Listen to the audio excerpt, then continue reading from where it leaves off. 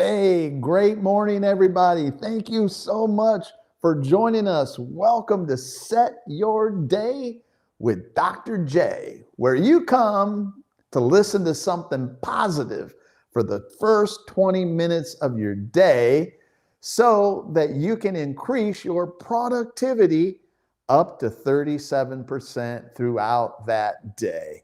So glad. Today we're going to talk about affirmation. Affirmation. Affirmation makes you a firm person. Affirm. Isn't that really neat?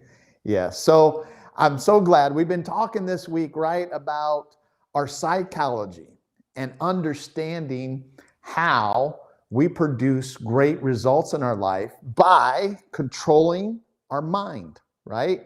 A positive mind creates positive emotions, and positive emotions set us in motion to take action, positive actions.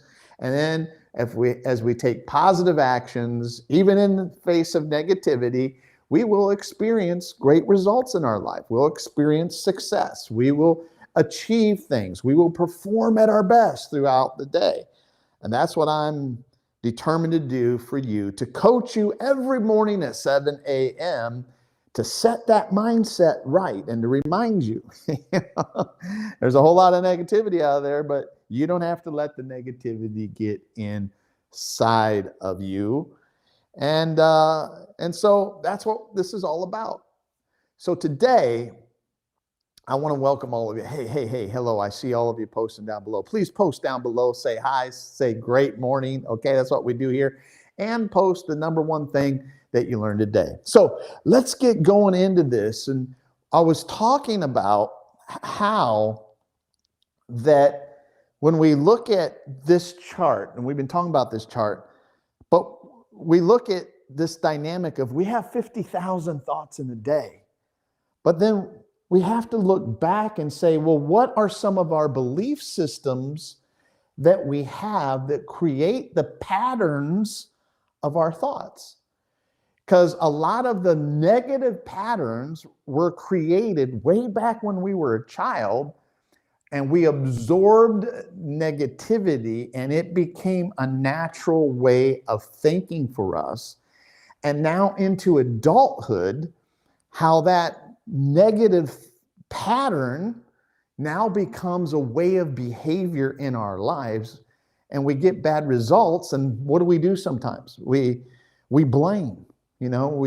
I'm having a bad life, so sadly we blame God sometimes. God, why are you allowing this to happen? It's like, and God would say back to you, it's like, I didn't allow this to happen. You had this negative flow going on in your life, and because you had this negative flow, negative things started happening to you by your decisions. Your daily decisions have shaped your life.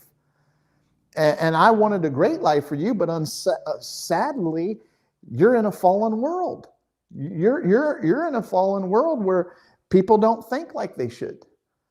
Now the first man God created, God walked in the garden with him, and God was the only voice that they heard. I mean, Adam only heard positive things. He was in paradise. He saw only positive things, right? The only voice he could hear was God. And so the words that he heard were possibility words, were you can do it words. There was no negativity in the garden, except for God just warned them, listen, there's a snake. There's a snake that's in the garden. So in every paradise, or that's just the way life is, right? There will always be snakes. There will always be negativity in every garden that we build. There'll be weeds, there'll be birds, there'll be snakes, there'll be rabbits that want to come eat your carrots. There's always negativity. We can't change that.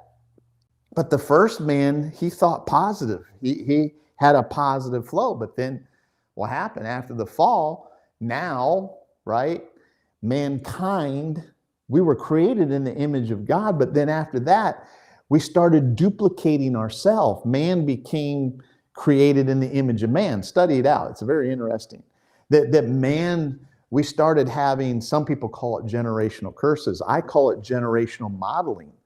So our parents had a belief system, a way of thinking, a way of living, and that belief system is absorbed, right? You didn't choose it, but that belief system is absorbed into your children, and then then they carry it out, and then one generation after the next generation, and now we're faced with this thing that we inherited of this negative thinking, unless we were raised in a home of the 5%ers. The 5%ers are the ones who defy the odds, the ones who are super successful, people who do great things, the 5%, but that's only 5%. So the majority of the world, we absorb the environment that we're raised in, we become it. And so it's very important for us to understand this thing called affirmation. Affirmation makes you a firm person. And one of the responsibilities of a father is to affirm their children. God always wanted you to be affirmed. He wants you to be firm. So your father, where did all these negative thoughts come from? Well, a lot of them can be traced back to your mother and your father. Predominantly your father. A father is in your life to affirm you. There's nothing like the affirmation that comes from a father, right? And it's very interesting as we look at this that we see that the father gives the child confidence. The mother is there to give the child nurture and care, right? The mom's all about, hey, brush your teeth. Hey, comb your hair. Hey, I need to feed you. Hey, I need to wash your clothes. Right? So mamas, we need mamas to nurture and to care for us. And the amount of nurture and the intention that mama gave us. That's why the best gift you can give, moms, to your children is attention. That's showing love. That's showing care. And see, some of us, we were born in an environment where we didn't have a caring, loving mother. And so when a baby cries, it starts early. A baby cries, the mother doesn't say, just let the baby cry. He'll stop crying in a couple hours. Well, that's not nurturing. That's not caring. So it starts early, right? And then the baby cries, the mother comes, and that moment, the baby, you're shaping love. Love, and you're nurturing, you're caring for me. And that love is being established in that baby's heart at a very, very young age. Right? So that's mama's, right? That's mama's responsibility, nurture, care. And then the father's responsibility, the main one is to give their kid confidence, is to affirm the child. And that's why we have so many people like psychologically whacked out, about who am I? That's the big question. Who am I? Well, the responsibility of a father is to tell the child who they are. It's to affirm them, because if a father doesn't affirm them or just says, hey, well, just who am I? Well, whoever you decide to be. No, I'm a father, and my responsibility is to affirm who you are. Affirm your strengths, affirm your abilities, affirm the fact of how powerful and unstoppable and how great you are, and affirm to that child, your future is going to be great. You are going to do something big. You're smart, you're intelligent, you're good looking. And that comes from the father. The father affirms, Man, you're the type, when adversity comes, you don't run from it. You face it head on, right? You're the type that when a problem comes, you know that you're the solution to the problem. Let's find a way. You're smart. You're a genius. Let's find a way to solve this problem. See, those are all things that a father does to affirm a son or a daughter. That's why, think about it. God the Father, when Jesus was baptized, God the Father said, "This is my son." Wow. Jesus, the man, even needed affirmation. And after that, bam, after that affirmation, he went forward and did exploits for God. So if affirmation was important in Jesus, the man's life, affirmation has to be very important in our life. So our fathers either affirmed us or they cripple us. Either way. And so like, oh, there's no father in my home. Yeah, I can tell you, well, then you didn't have the affirmation. So you either were affirmed or you were crippled. Either way, whether you had a father in the home or you didn't have a father in the home. Because you didn't have that voice. You lack that voice of the Father that needs to be there to set your mind right. So the Apostle Paul, as we look into this, it's really interesting. In 2 Timothy, he had a young son, right? And he says, it's very interesting, in 2 Timothy 1, he says this, and as you start out your day, I just want you to think about it throughout this day. In verse 5, he says, "I call to remembrance the genuine faith that is in you." Look what he's doing. I'm affirming you. There's genuine faith inside of you, Timothy. And he said, I want you to remember this. And he said, "The faith that's within you, which dwelt first in your grandmother Lois and in your mother Eunice. And I am persuaded, I am confident that faith is inside of you today." That's why I want you to set your day saying, there's faith inside of me for a bigger future. There's faith inside of me for a better and bigger day today. I'm convinced that there is, right? And he said this. He said, so he starts talking about his grandmother and his mother. I want you to know that they took care of you. They nurtured you, Timothy. And then he says, "Therefore, I remind you to stir up the gift of God which is in you through the laying on of my hands." So the Apostle Paul was a father to Timothy. And he's like, I want you to remember this. When I laid my hands on you, something happened. I, as a spiritual father, affirmed you. Right? And then it says in verse 7, "For God has not given you a spirit of fear, but a spirit of" what? "Power and love and a sound mind." Wow. See how the Apostle Paul is affirming Timothy in a powerful way? He's facing some adversity. He's facing a hard time. And Paul, from a prison cell, talk about set your day right. Paul is in a prison cell writing a letter of encouragement to his son. Wow, there's mental toughness right there. And he says what? He says, "Listen, Timothy, no matter what situation you're in, I want you to remember, you are not a weakling. You have a spirit of power." What is power? Power, the ability to act. Timothy, even though there's fear all around, you are not going to succumb to the fear. You are going to take massive action. You are an action taker. You have power. The power of God. We're talking about God is inside of you. Set your mind right, Timothy. God is in you. God is behind you. You have energy. You have power to take action, not to sit back and quit and be in fear. He said, second thing, he says, you have love. You have love inside of you. The love of Christ dwells richly inside of you. Wow.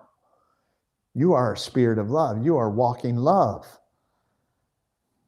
Make sure you keep as many people in your circle of love.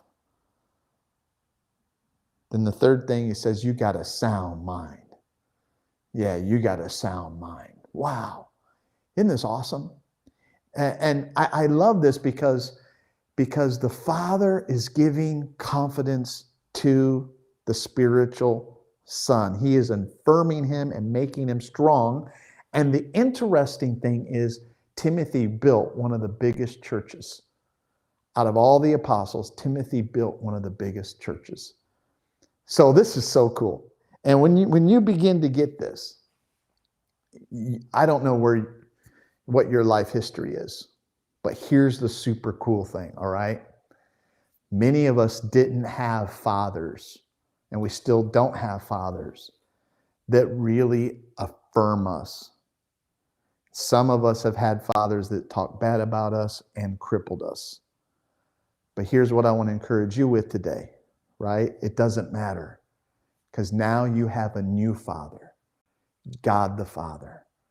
And in the same way God affirmed Jesus, God the Father affirms you, right? This is my son. You are a son of the Most High God. God is for you, not against you. You are a carrier and a representative, an ambassador of God Almighty. He has made you his king and priest in the earth. You are somebody. We're going to talk about that tomorrow. So I want you to set your day right? I want you to know, as I am a spiritual father to many now in my older age. I've just been trying to be a good son. Now I'm a father, and I want you to hear the Father's voice today through my voice. Don't give in to fear. You have faith on the inside of you that can get you through this day with victory. You are stronger than what you think you are. And your future is brighter and grander and beautiful. It's going to be a great future. You have power to get through this. And you're going to win in life, because you're an action taker. And you are going to take action. When you feel fear, you take action, because you have the Spirit of God inside of you. You're going to love the unlovable. When people do negative to you, you're going to return it back. Not in retaliation, you're going to return it back in love. You're going to love even your enemies, because that's the greatness that dwells within you, the ability to love even people who hate you. Yeah, I love that. My. You have a sound mind because you have the mind of God. That's right.